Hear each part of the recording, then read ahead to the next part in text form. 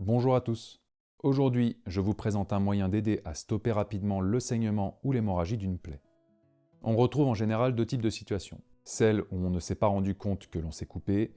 Après quelques instants, on réalise qu'il y a du sang sur les objets que l'on touche et on finit par se rendre compte de ce qui nous est arrivé. Je ne sais pas si ça vous le fait aussi, mais on est capable de passer quelques minutes sans se rendre compte de rien. Et quand on réalise l'état du chantier, c'est là que la douleur commence à arriver. Sinon, la seconde situation, c'est le couteau de cuisine, le couteau à pain, le cutter qui dérape. Voir la disqueuse, la personne à qui c'est arrivé dans mes proches se reconnaîtra. Bref, je ne vais pas vous faire la liste des accidents qui arrivent, vous m'avez compris.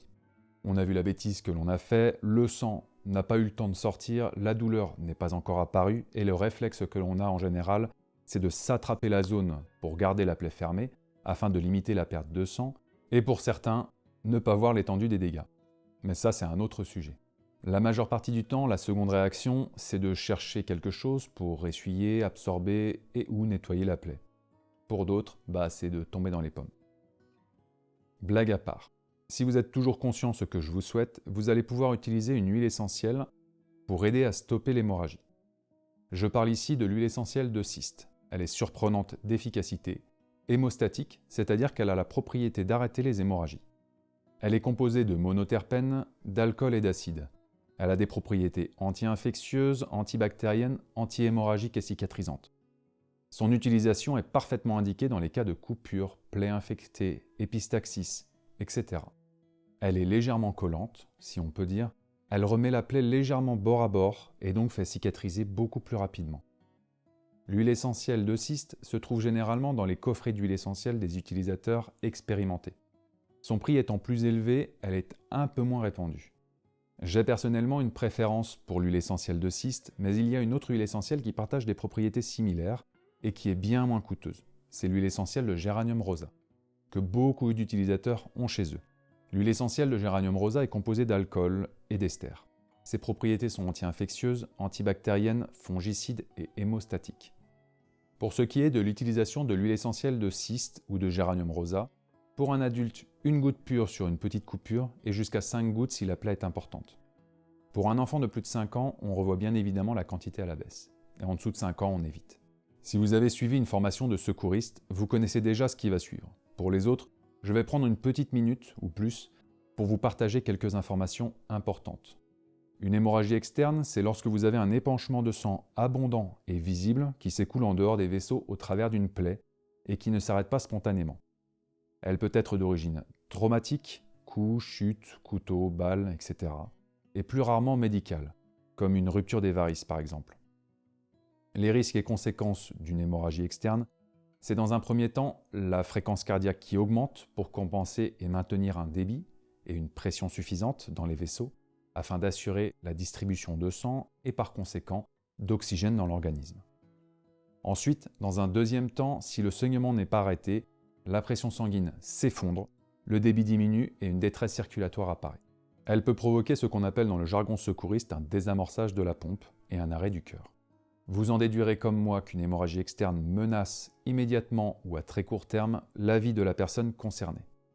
Alors, une hémorragie externe doit être différenciée d'un saignement minime, peu abondant dû à une écorchure, une éraflure ou une abrasion cutanée, qui lui s'arrête spontanément.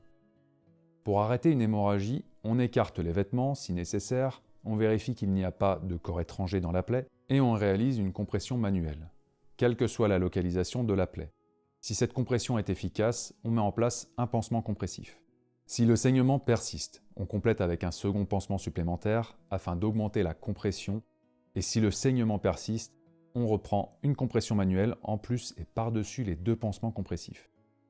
Je vous l'accorde, ça fait beaucoup de si.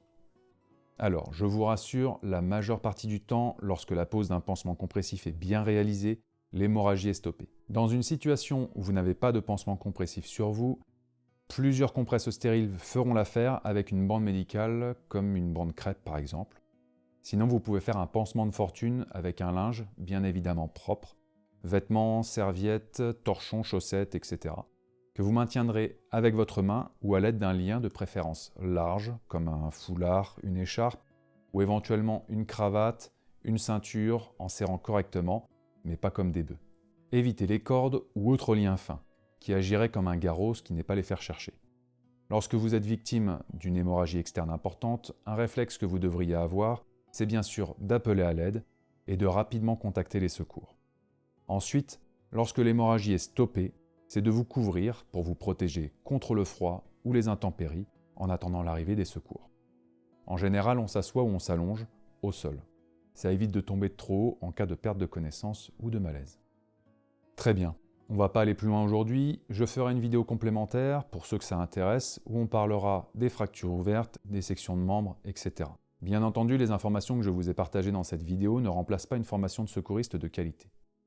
J'espère que je n'ai pas été trop long, c'est difficile de résumer et survoler en quelques minutes des sujets aussi importants. Dans tous les cas, merci à vous d'avoir pris le temps de la visionner.